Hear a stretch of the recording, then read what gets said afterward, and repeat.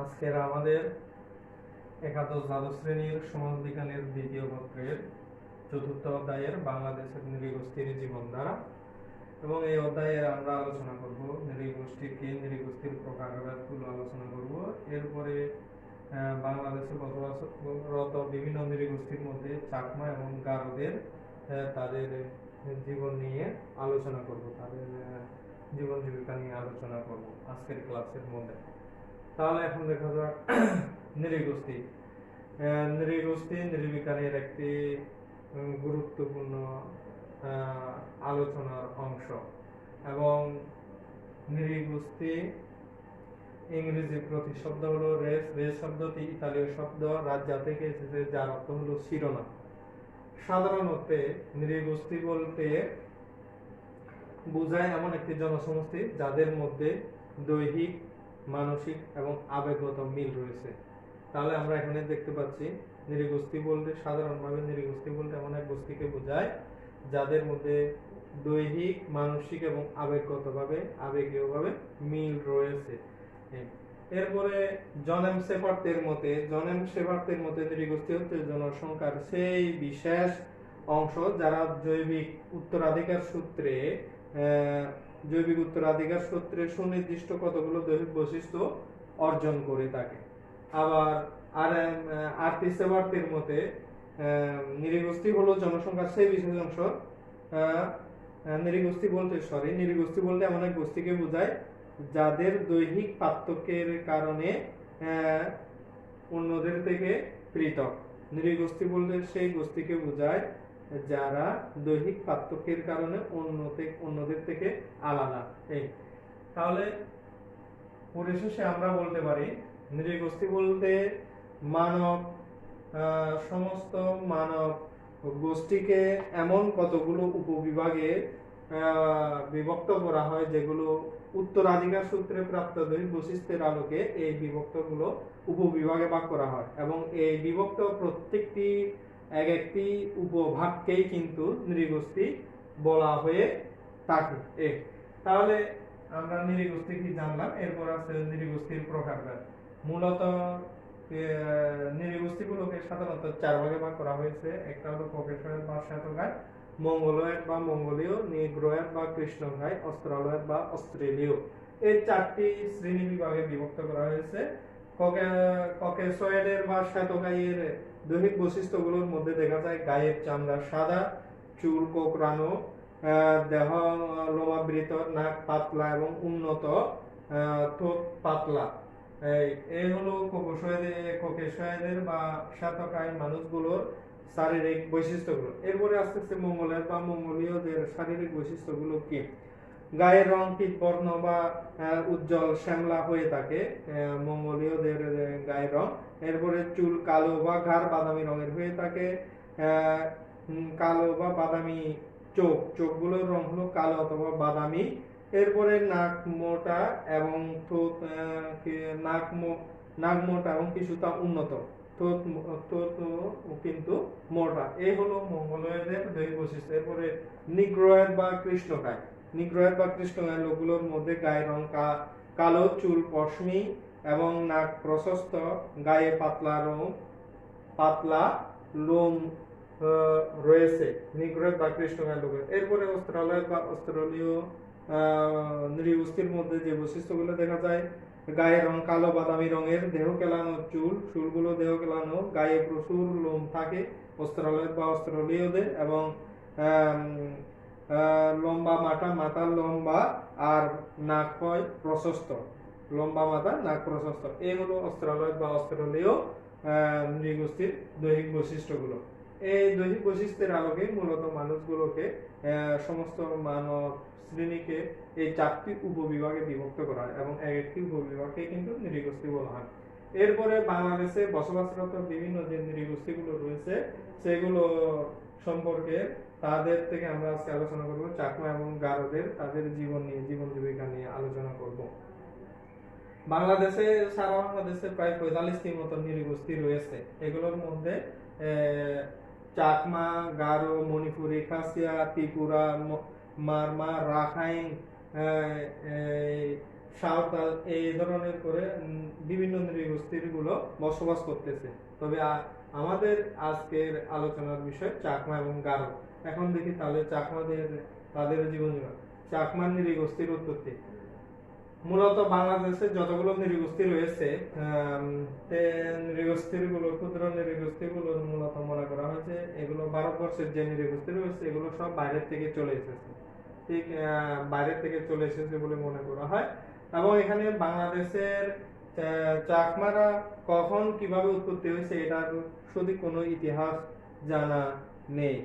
তবে এখানে স্যার রিজলে তার মতে চাকমাদের উৎপত্তি হয়েছে শাক বা শেখ জাতি থেকে। চাকমাদের উৎপত্তি হয়েছে শাক বা শেখ জাতি থেকেই মূলত চাকমাদের উৎপত্তি হয়েছে। এবং আরাকানের প্রাচীন রাজধানী রামাবতী নগরের কাছাকাছি শাক বা এই শেখ জাতিরা বসবাস করত বলে উনি মত প্রকাশ করেন। এরপরে কর্নেল ফায়ারের হিস্ট্রি অফ বার্মার গ্রন্থে কর্নেল ফায়ার বলেন চাকমারা ব্রহ্মদেশ থেকে মূলত বাংলাদেশে প্রবেশ করেছে।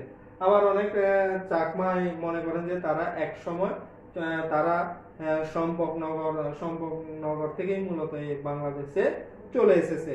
এবং এখানে চম্পকনগরে আসলে কোন জায়গায় এটা সঠিকভাবে এখনো জানা যায়নি। তবে চাকমাদের তাদের লোককাহিনীতে যেটা বিবৃত হয়েছে, চম্পকনগরের রাজপুত্র বিজয়গিরি রাজ্য জয়ের উদ্দেশ্যে দক্ষিণে যাত্রা করে আরাকান এবং চট্টগ্রাম অঞ্চল দখল করে নেন। এবং দখল করে নেওয়ার পরে পরবর্তীতে এই সময়ে তার বাবা বিজয়গিরির বাবা মারা যাওয়ার কারণে ওইখানে তার ছোট ভাই সমরগিরি নিজেকে রাজা হিসেবে ঘোষণা করে। এবং এই খবরটি বিজয়গিরি জানার পরে আর মনের দুঃখে ওই চম্পকনগরে ফিরে না গিয়ে এখানকার স্থানীয় ওই বিজিত রাজ্যের মধ্যে থেকে যান উনি মূলত। এবং এভাবে মূলত চাকমাদের উৎপত্তি হয়েছে বলে এই সকল এলাকায়, বিশেষ করে বাংলাদেশ বর্তমান ভারত এলাকায় চাকমাদের আবির্ভাব হয়েছে বলে এভাবে তো আমরা দেখতে পাই। এরপরে আসতেছে চাকমাদের বাসস্থান। চাকমারা কোথায় কোথায় বসবাস করে? চাকমারা মূলত বাংলাদেশের পার্বত্য চট্টগ্রামের মধ্যে রাঙ্গামাটি, খাগড়াছড়ি, বান্দরবান এই 3 জেলায় বসবাস করে। এর বাইরে আবার ভারতের মিজোরাম, ত্রিপুরা, অরুণাচল প্রদেশেও চাকমারা বসবাস করে। এগুলো চাকমাদের বাসস্থান। এরপরে আসতেছে নৃগোষ্ঠীগত পরিচয়। চাকমারা মূলত মঙ্গোলীয় নৃগোষ্ঠীভুক্ত। কারণ মঙ্গোলীয় যে নৃগোষ্ঠীর যে বৈশিষ্ট্যগুলোর কথা বলা আছে এগুলো সবগুলো কিন্তু চাকমাদের মধ্যে প্রায় সবগুলোই আমরা দেখতে পাই। এই কারণে এখানে চাকমাদের মঙ্গোলীয় হিসেবে বলা হয়ে থাকে। এবং তাদের বলা হয় চাকমাদের গায়ের রং বাদামি বা হলুদ ধরনের, উচ্চতা মাঝারি ধরনের, নাক অনুন্নত, চোখের আকৃতির ক্ষুদ্রাকৃতির, চোখের পাতা একটু মোটা, এদের মুখ চওড়া, গোলাকৃতির, মুখমণ্ডল গোলাকৃতির। এগুলো মূলত মঙ্গোলয়েড নৃগোষ্ঠীর বৈশিষ্ট্যের সাথে মিলে যায়। কারণে চাকমাদের নৃগোষ্ঠীগত পরিচয় ক্ষেত্রে চাকমারা মঙ্গোলীয় নৃগোষ্ঠীভুক্ত। এরপরে চাকমাদের জনসংখ্যা। চাকমাদের জনসংখ্যা বাংলাদেশে 2011 সালের আদমশুমারি অনুযায়ী 4,44,748 জন হলো চাকমাদের লোক সংখ্যা 2011 সালের আদমশুমারি অনুযায়ী। এবং এখানে এগুলোর চাকমাদের মধ্যে তুলনামূলকভাবে পার্বত্য জেলাগুলোতে যে নৃগোষ্ঠীগুলো রয়েছে এগুলোর জনসংখ্যার প্রায় অর্ধেক হলো চাকমা। এরপরে আসতেছে চাকমাদের ভাষা। চাকমাদের ভাষাটি মূলত তিবেত বর্মান ভাষাভুক্ত বলে মনে করা হয়। এবং আগে তিবেত বর্মান ভাষাভুক্ত বলে মনে করা হয় যখন মিয়ানমারে বসবাস করতো ওই সময়ের ভাষা। তবে বাংলাদেশের ক্ষেত্রে আসার পরে চাকমাদের ভাষা ইন্দো ইউরোপীয় পরিবারভুক্ত ভাষা হিসেবে পরিগণিত হয়। তবে বর্তমানে ভাষা গবেষকরা মনে করেন যে চাকমারা বাংলা উপভাষায় কথা বলে, এবং এ থেকেই চাকমারা নিজেদের এই ভাষা থেকে চাকমা বা চাকমা ভাষা হিসেবে বলে থাকে। এই গেল চাকমাদের ভাষা। এরপরে আসতে চাকমাদের ধর্ম।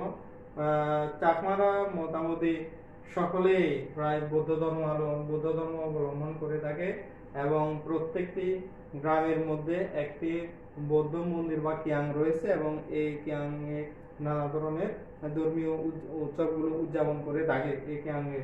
এবং এখানে এছাড়াও চাকমারা নানা ধরনের হিন্দুদের মতো করে গাং পূজা, লক্ষ্মী পূজা, এই ধরনের পূজা এবং বিভিন্ন দেব দেবীরও পূজা করে থাকে। এই হলো চাকমাদের ধর্ম। এরপরে আসতেছে চাকমা সমাজের গড়ন। চাকমাদের সমাজের ক্ষুদ্রতম একক হলো পরিবার, এবং কয়েকটি পরিবার নিয়ে একটি গোত্রী বা গোজা গঠিত হয়, এবং এই গোত্রী বা গোজার সে একটু বড় আয়তনের সামাজিক একক হলো আদাম বা পাড়া। তার চেয়ে বড় আয়তনের এককটি হলো গ্রাম বা মৌজা, মৌজার পরে হলো চাকমা সার্কেল। এভাবে মূলত চাকমা সমাজের বিন্যাসটি আমরা দেখতে পাই। এরপরে আসতেছে চাকমা বিবাহ। চাকমাদের বিবাহের ক্ষেত্রে চাকমাদের মধ্যে অন্তর্বিবাহ, বহির্বিবাহ দুটোই প্রচলিত রয়েছে, এবং চাকমা সমাজে ক্রস কাজিন বিবাহ অনুমোদিত, কিন্তু প্যারালাল কাজিন বিবাহ অনুমোদিত নয়। এরপরে চাকমার সমাজে বহুবিবাহ নিষিদ্ধ, অনুমোদন নেই বহুবিবাহের, এবং বিধবা বিবাহের প্রচলন নেই। চাকমা বিবাহে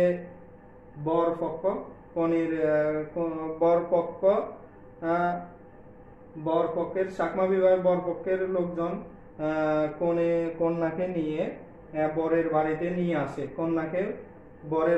নিয়ে আসে, এবং বিবাহর সম্পূর্ণ অনুষ্ঠানটি বরের বাসায় সম্পূর্ণ হয়ে থাকে, এবং বিবাহের দিনে তারা নানা ধরনের গান বাজনা করে থাকে, এবং বিবাহে তারা আগ পানি হুম তুলানা, পান পাতা বাজে দে না, জোড়া বানি দে না, এবং বিবাহের দিন তারা সুমুলং পূজা করে থাকে। চাকমা বিবাহিত দম্পতি বিয়ের পর স্বামীর পিতার গৃহে বসবাস করে, অথবা স্বামীর নিজ গৃহে বসবাস করে থাকে। চাকমা সমাজের বিবাহ বিচ্ছেদ বলতেই নেই এবং দেখাও যায় না। এরপরে আসতেছে চাকমা পরিবার ব্যবস্থাটা কেমন। চাকমা পরিবার মূলত পিতৃতান্ত্রিক, এবং চাকমাদের উত্তরাধিকারও পিতার সূত্রেই হয়ে থাকে, এবং পিতার সম্পত্তি পুত্ররাই লাভ করে। মেয়েরা বা কন্যারা সম্পত্তির উত্তরাধিকারী হয় না। তবে কোনো পরিবারে যদি পুত্র সন্তান না থাকে, তাহলে ওই পরিবারের ক্ষেত্রে মেয়েরাই বাবার সম্পত্তি লাভ করে থাকে। এরপরে আসতেছে, এই হলো চাকমা পরিবার। এরপরে আসতেছে আদাম বা পাড়া, গ্রাম বা মৌজা, এবং চাকমা সার্কেল। আদাম বা পাড়ার চাকমা প্রশাসনিক এককের নাম হলো আদাম বা পাড়া, এবং এই আদাম বা পাড়া প্রধানকে বলা হয় কারবারি। উনি এই কারবারিকে চাকমা রাজা নিয়োগ করে থাকেন, এবং উনি বিভিন্ন কাজে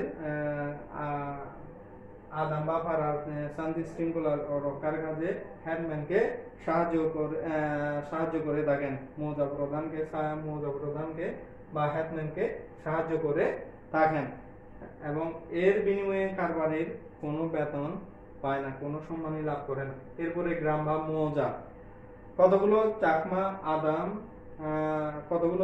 আদাম নিগঠিত একটি গ্রাম বা মৌজা, এবং এই গ্রাম বা মৌজা প্রধানকে বলা হয় হেডম্যান, এবং এই হেডম্যানকেই চাকমা রাজার সুপারিশে ডেপুটি কমিশনার নিয়োগ করে থাকেন, এবং এই গ্রাম বা মৌজা প্রধান গ্রাম বা মৌজার শান্তি শৃঙ্খলা রক্ষার ক্ষেত্রে ভূমিকা পালন করেন। এরপরে তিনি খাজনা আদায় করেন। চাকমা সমাজের এই চাকমা সমাজের কয়েকশো গ্রাম বা মৌজা নিয়েই একটি সার্কেল গঠিত হয় এবং এর প্রধান হচ্ছেন চাকমা রাজা এবং চাকমা রাজা একসাথে অনেকগুলো মৌজারও হেডম্যান এবং হেডম্যান এবং তিনি মৌজার খাজনা আদায় করেন এবং সামাজিক বিচার কার্য চাকমা রাজা সম্পন্ন করে থাকেন। বিভিন্ন মৌজার খাজনা আদায় করেন এবং সামাজিক বিচার কার্যগুলো সম্পন্ন করে থাকেন চাকমা রাজা। এবং চাকমা রাজা চাকমাদের সমাজের ঐক্য এবং সংহতির প্রতীক। তিনি চাকমা সমাজের শ্রদ্ধা এবং সম্মানের প্রতীক ও সম্মানের পাত্র। এই হলো আদামপাড়া গ্রাম বা মৌজা এবং চাকমা সার্কেল। এরপরে আসতেছে চাকমা অর্থনীতি। চাকমা অর্থনীতির ক্ষেত্রে আমরা যেগুলো দেখি, চাকমারা মূলত জুম চাষ করে থাকে, আগে জুম চাষ করতো এবং জুম চাষের জঙ্গলের পাহাড়ের বন জঙ্গল গাছগুলো কেটে রোদ্রে শুকিয়ে আগুনে পুড়িয়ে এর উপরে গর্ত করে একসাথে অনেকগুলো বীজ রোপণ করে ওখান থেকে যে ফসল ফলাতো, যে চাষ করতো ওটাকে বলা হয় জুম চাষ। এবং এর উপর নির্ভর করে তাদের অর্থনৈতিক জীবন ছিল। তবে পরবর্তীতে দুই পাহাড়ের মাঝখানে যে সমতল ভূমিগুলো রয়েছে এগুলো চাষাবাদে অভ্যস্ত হয়ে পড়ে এবং তাদের হাল চাষের জমির অধিকাংশ পরবর্তীতে এগুলো ব্যক্তি মালিকানায় চলে আসে। চাকমাদের অনেকেই মোরগ, মুরগি, শূকর পালন করে থাকে। বাঁশ বেত দিয়েও বিভিন্ন ধরনের কুটির শিল্পজাত দ্রব্য, নিজস্ব তাঁতের বোনা পোশাক, কাপড় চাকমা অর্থনীতির যথেষ্ট প্রভাব ফেলে। চাকমারা বর্তমানে কৃষি উন্নয়নে অনেক ভূমিকা রাখতেছে। এই হলো চাকমা অর্থনীতি। এরপরে আসতেছে পোশাক পরিচ্ছদের ক্ষেত্রে চাকমারা ধুতি, পাঞ্জাবি, লুঙ্গি, শার্ট এবং কখনো কখনো মাথায় পাগড়ি ব্যবহার করে থাকে। চাকমা মেয়েরা পিনন খাদি পরে থাকে এবং পুরুষরা প্যান্ট শার্ট, মেয়েরা সালোয়ার কামিজ, শাড়ি এবং অন্যান্য আধুনিক ফ্যাশনের পোশাকগুলো পরিধান করে থাকে। এরপরে খাদ্যের ক্ষেত্রে দেখতে পাচ্ছি চাকমাদের প্রধান খাবার হলো ভাত। এর পাশাপাশি তারা মাছ, তরকারি, শূকর, হরিণ, হাঁস, মুরগির মাংস খায়। তারা ব্যাঙ এবং কাঁকড়া খায়। শুটকি জাতীয় খাবারও এরা খেতে পছন্দ করে থাকে চাকমা। এরপরে শিক্ষা এবং সংস্কৃতির ক্ষেত্রে দেখা যাচ্ছে এখানে চাকমা জনগোষ্ঠী অন্যান্যদের তুলনায় বেশি শিক্ষিত। তারা বাংলা এবং ইংরেজি ভাষায় পড়ালেখা করছে। উচ্চশিক্ষা অর্জনে বিভিন্ন সরকারি বেসরকারি প্রতিষ্ঠানেও চাকরি করতেছে উচ্চশিক্ষা অর্জন করার পরে। এরপরে চাকমাদের সাংস্কৃতিক ঐতিহ্য বেশ আকর্ষণীয়। এদের সংস্কৃতি মূলত লোক সাহিত্য নির্ভর।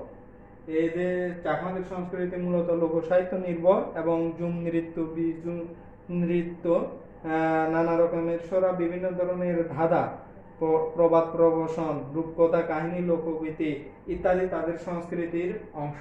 এরপরে উৎসব ও আচার অনুষ্ঠানের মধ্যে চাকমাদের বিভিন্ন ধরনের পূজা, বিশেষ করে তাম্মানা পূজা,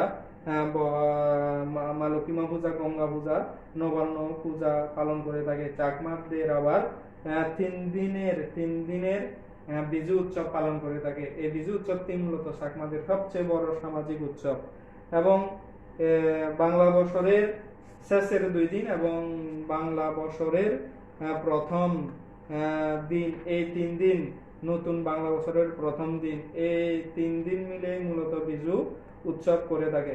এছাড়াও বুদ্ধ পূর্ণিমা, আষাঢ়ী পূর্ণিমা এগুলো করে থাকে। রথ টানা অনুষ্ঠান হয় এবং চাকমাদের বড় ধর্মীয় অনুষ্ঠানের মধ্যে হলো বুদ্ধ পূর্ণিমা, এটা উদযাপন করা হয়। এরপরে হলো কোজিনচিবর ধান উৎসব, এগুলো পালন করা হয়। এই হলো চাকমাদের উৎসব ও আচার অনুষ্ঠান। এরপরে আসছে চাকমাদের অন্ত্যেষ্টিক্রিয়া। চাকমাদের অন্ত্যেষ্টিক্রিয়ার ক্ষেত্রে দেখা যায় চাকমাদের মারা গেলে মূলত আগুনে পুড়ে ফেলা হয়। তবে 7 বছরের কম বয়সী শিশুদের ক্ষেত্রে কবর দেওয়া হয়ে থাকে এবং বুধবারে মৃতদেহ পোড়ানো নিষেধ। চাকমাদের বুধবারে মৃতদেহ বা অন্ত্যেষ্টিক্রিয়া করা বুধবারের দিন নিষেধ রয়েছে। এরপরে মৃত্যুর 7 দিন পর বিদেহী আত্মার উদ্দেশ্যে 7 দিন নামের ধর্মীয় অনুষ্ঠান করা হয় এবং এই অনুষ্ঠানে মৃতের উদ্দেশ্যে খাদ্য, মদ, কাপড়, অর্থ ইত্যাদি উৎসর্গ করা হয়ে থাকে। এই হলো চাকমাদের আসার অনুষ্ঠান, তাদের জীবন জীবিকা। এরপরে আসতেছে গারোদের উৎপত্তির ক্ষেত্রে স্যার রিসলে বলেছেন গারোদের আবাসভূমি হলো আসাম এবং আসামের মেঘালয় হয়ে বাংলাদেশে প্রবেশ করেছে বলে গারোরা বাংলাদেশে এসেছে বলে স্যার রিসলে মত প্রকাশ করেছেন। তবে অনেকে গারোদের নাম অনুসারে কিন্তু গারো পাহাড়ের নামের উৎপত্তি বলে মনে করেন, আবার অনেকে গারো পাহাড় থেকে কিন্তু গারোদের নামকরণ হয়েছে বলে মনে করা হয় এই গারোদের উৎপত্তি এবং নামকরণের ক্ষেত্রে। এরপরে গারোদের বাসস্থানের ক্ষেত্রে বাংলাদেশে ময়মনসিংহ, টাঙ্গাইল, নেত্রকোনা, জামালপুর ও সিলেট জেলায় মূলত গারোরা বসবাস করে থাকে এবং ময়মনসিংহের গারো পাহাড়ের পাদদেশে তাদের সংখ্যাটা বেশি গারোদের বাসস্থানের ক্ষেত্রে। এরপরে নৃগোষ্ঠীগত পরিচয়ের ক্ষেত্রেও গারোরা মঙ্গোলীয় নৃগোষ্ঠীর অন্তর্ভুক্ত, কারণ মঙ্গোলীয় নৃগোষ্ঠীর সকল দৈহিক বৈশিষ্ট্যগুলো, মোটামুটি বৈশিষ্ট্যগুলো তাদের মধ্যে আমরা দেখতে পাই। এরপরে গারো সংখ্যা, বাংলাদেশে গারোদের সংখ্যা প্রায় 2 লক্ষের মতো, 2 লক্ষের একটু বেশি ছিল 2011 সালের আদমশুমারি রিপোর্ট অনুযায়ী এবং এদের অধিকাংশই ময়মনসিংহ এবং টাঙ্গাইলের মধুপুরগড়ে বসবাস করে গারোদের। এই গারোদের জনসংখ্যা। এরপরে গারোদের ভাষার স্থানীয় নাম হলো মান্দি বা গারো ভাষা এবং গারোদের ভাষাতে তিবিত বার্মান পরিবারের অন্তর্ভুক্ত। গারোদের ভাষার কোনো বর্ণমালা বা অক্ষর আমরা দেখতে পাই না। বাংলাদেশের গারোরা বাংলা হরফে মূলত নিজেদের গারো ভাষাগুলো লিখেন। এরপরে আসতেছে গারোদের ভাষার কথা বললাম। গারোদের ধর্ম, গারোদের সনাতন ধর্মের নাম সাংসারেক। বর্তমানে গারোদের 90% ধর্মান্তরিত খ্রিস্টান ধর্ম অনুসরণ করে, 2% হলো হিন্দু এবং মুসলমান ধর্ম অনুসরণ করে, বাকি 8% হলো তাদের ঐতিহ্যবাহী ধর্ম সাংসারিক ধর্ম পালন করে থাকে। গারোদের অতিপ্রাকৃত শক্তিতে বিশ্বাস করে তারা এবং তার নাম মিতে বা মাইতে দিয়েছে। অতিপ্রাকৃত ওই শক্তিতে নামকরণ করেছে ওরা মিতে বা মাইতে এবং বিভিন্ন দেবদেবী বা প্রাদাত্মাকে উভয়কে বোঝাতে তারা এই মিতে বা মাইতে শব্দটি ব্যবহার করে থাকে। তারা হচ্ছে মাইতেদের মধ্যে প্রধান এবং তিনি এই বিশ্বজগৎ সৃষ্টি করেছেন বলে গারোদের বিশ্বাস। এছাড়াও গোয়েরা, সালজং, কালহেন, নাওয়াং নামক আরো মাইতে এর নামও আমরা দেখতে পাই। গারোরা পূজা অর্চনা দ্বারা মাইতেদের খুশি করতে চায়। এই হলো গারোদের ধর্ম। এরপরে আসতেছে গারো সমাজের গড়ন। গারো সমাজ মূলত মাতৃসূত্রীয় এবং তাদের বৃহৎ মাতৃসূত্রীয় দল বা গোত্রের নাম হলো চাচ্ছি এবং এই চাচ্ছি শব্দের অর্থ হলো নিকট আত্মীয় বা জ্ঞাতি। যারা চাচ্ছির গোত্রভুক্ত তারা সবাই একে অপরের সঙ্গে মাতৃসূত্রীয় সম্পর্কে সম্পর্কিত এবং গারোদের মধ্যে 5 ধরনের চাচ্ছি দেখতে পাওয়া যায়। এগুলো হলো সাংমা, মারাক, মমিন, সিরা, আবেগ। এই ধরনের 5টি চাচ্ছি দেখতে পাওয়া যায় এবং এই প্রত্যেকটি চাচ্ছি আবার শত শত গোত্রে বিভক্ত এবং এই শত গোত্রগুলোকে নামকরণ বলা হয় মাসাং এবং এর থেকে আরো শত গোত্রদের বলা হয় মাহারি। এই হলো গারো সমাজের ধরন বা গড়ন। এরপরে গারো সমাজের পরিবার এবং বিবাহ ব্যবস্থা। গারো সমাজের পরিবার এবং বিবাহ ব্যবস্থার ক্ষেত্রে আমরা দেখতে পাই গারো পরিবার যেহেতু মাতৃসূত্রীয় সেহেতু সম্পত্তিতে মাতৃধারায় মাতা থেকে মেয়েতে বর্তায়। সম্পত্তি মাতৃধারার মাতা থেকে মেয়েতে বর্তিয়ে থাকে। গারোদের সমাজে বিবাহের সব পর নবদম্পতি স্ত্রীর মা বাবার স্ত্রীর মা বাবার বাড়িতে বসবাস করে থাকে। গারোদের মধ্যে একক বিবাহই বেশি লক্ষ্য করা যায় এবং গারোদের সমাজে প্যারালাল কাজিন বিবাহ নিষিদ্ধ রয়েছে। ক্রস কাজিন বিবাহ অনুমোদিত। গারো সমাজে কোনো মহিলার সম্পত্তি সাধারণত সবচেয়ে কনিষ্ঠ কন্যাই লাভ করে থাকে এবং এই কনিষ্ঠ কন্যাকে বলা হয় নৌকনা এবং তাকে বাধ্যতামূলকভাবেই মা বাবার সাথে থাকতে হয় এবং ওই নৌকনার অন্যান্য বোনদের বলা হয় এগেট। এরা সাময়িকভাবে মা বাবার সাথে থাকলেও কিন্তু কোনো সম্পত্তির অধিকারী হতে পারবে না বা হয় না এবং নকনা যেহেতু সম্পত্তি মায়ের সম্পত্তি লাভ করে, এ কারণে মা বাবাকে দেখভালের দায়িত্ব কিন্তু ওই নকনার কনিষ্ঠ মেয়ের উপরে বর্তিয়ে থাকে এবং এটা বাধ্যতামূলক। এরপরে আসতেছে গারোদের অর্থনীতি। গারোদের অর্থনীতির ক্ষেত্রে গারোরা মূলত জুম চাষ করে, পাহাড়ের মধ্যে জুম চাষ করলেও পরবর্তীতে সরকারি নিষেধাজ্ঞার ফলে এরা হাল চাষে অভ্যস্ত হয়েছে এবং হাল কৃষির সাথে তারা প্রধানত ধান, নানা জাতের সবজি এবং আনারস উৎপাদন করে থাকে। সবজি এবং আনারস উৎপাদন করে থাকে গারোরা। এগুলো গারোদের অর্থনীতি। এরপরে পোশাক পরিচ্ছদ। গারোদের পোশাক পরিচ্ছদের ক্ষেত্রে পুরুষরা ধুতি পরে থাকে, মেয়েরা ব্লাউজ এবং লুঙ্গির মতো কাপড়ের টুকরো পরিধান করে থাকে। এই হলো গারোদের পোশাক পরিচ্ছদ। গারোদের খাদ্যের ক্ষেত্রে আমরা যেগুলো দেখতে পাই সেগুলোর মধ্যে হলো হাঁস, মুরগি, গরু, ছাগল, শূকর প্রভৃতি খেয়ে থাকে এবং মদ তাদের অপরিহার্য পানীয়। গারোদের মদটাই হলো অপরিহার্য পানীয়। খরগোশের মাংস তাদের কাছে খুব প্রিয় খাদ্য। ধর্মীয় নিষেধাজ্ঞার কারণে তারা বিড়ালের মাংস খায় না। এই হলো গারোদের খাদ্য এবং গারোদের শিক্ষা ও সংস্কৃতি। গারোদের শিক্ষা এবং সংস্কৃতির ক্ষেত্রে দেখতে পাই মূলত এরা বর্তমানে শিক্ষার প্রতি খুব মনোযোগী হয়েছে এবং গারো শিশুরা বিদ্যালয়ে যাচ্ছে। গারোদের সমাজে নানা রকমের সরা, ধাঁধা, লোককাহিনী এবং রূপকথাও রয়েছে। এই হলো গারোদের শিক্ষা এবং সংস্কৃতি। এরপরে গারোদের রাজনীতি এবং নেতৃত্ব। গারোদের রাজনীতি এবং নেতৃত্বের ক্ষেত্রে গারোদের গ্রাম প্রধানের ভূমিকা দেখতে পাওয়া যায়, গ্রাম প্রধানের অস্তিত্ব দেখতে পাওয়া যায়। তবে এখানে আধুনিক বাংলাদেশের প্রশাসনিক ব্যবস্থাগুলোই মূলত আমরা এখানে গারোদের সমাজে দেখতে পাই। স্থানীয় সরকার ব্যবস্থার ধারণাগুলো দেখতে পাই, যেমন ইউনিয়ন, থানা, এই ধরনের করে তাদের সমাজে নেতৃত্ব এবং রাজনীতির ধারাগুলো তৈরি হয়েছে আধুনিক সমাজ ব্যবস্থার আলোকে। এরপরে আসতেছে পূজা পার্বণ। পূজা পার্বণের ক্ষেত্রে গারোদের তাদের ধর্মীয় আচার অনুষ্ঠানের বিভিন্ন দেবদেবীর পূজা করে থাকে। তারা পাহাড়, পর্বত, নদ নদীকে অত্যন্ত পবিত্র মনে করে এবং এগুলোর পূজা করে থাকে। এর ক্ষেত্রে গারোদের নানা ধরনের পূজা পার্বণের মধ্যে আমরা দেখতে পাই আগাল মাকা, গেসিপং, মিছিল, তাতা, রংসুলা, ওয়ানগালা প্রধান। তারা খুব ধুমধাম এবং আনন্দের সাথে ওয়ানগালা উৎসব পালন করে থাকে। এটা তাদের সবচেয়ে বড় উৎসব। ওই ওয়ানগালাতেই তাদের সবচেয়ে বড় উৎসব। এসব পূজা পার্বণের সময় তারা নাচ গান করে থাকে, জীবজন্তুও হত্যা করে। তবে আজকাল খ্রিস্ট ধর্ম গ্রহণ করাতে তারা খ্রিস্ট ধর্মের উৎসব অনুষ্ঠানগুলোই মূলত পালন করে থাকে। এরপরে আসতেছে অন্ত্যেষ্টিক্রিয়া।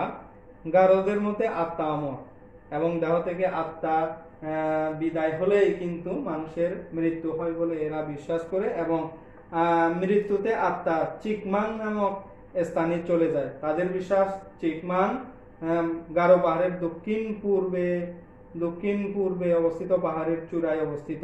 গারোরা মৃতদেহের গোসল দেয় এবং গোসলের পর মৃতদেহ পোড়ানো হয়ে থাকে। মৃতদেহের সায় মাটিতে পুঁতে রাখে গারোরা। বর্তমানে ধর্মান্তরিত হওয়ার কারণে গারোরা তাদের মৃতদেহগুলো কবর দিয়ে থাকে। এই হলো গারোদের তাদের জীবন ব্যবস্থা, জীবন আচার। তাহলে আজকের ক্লাসের এতটুকুই। আমরা আজকের ক্লাসের মধ্যে জানলাম নৃগোষ্ঠী কি, নৃগোষ্ঠীর প্রকারভেদ গুলো, 4টি প্রকারভেদ আমরা জানলাম এবং কি কারণে এই প্রকারভেদগুলো করা হয়েছে, দৈহিক বৈশিষ্ট্যগুলো জানলাম আমরা, মৌলিক বৈশিষ্ট্যগুলো।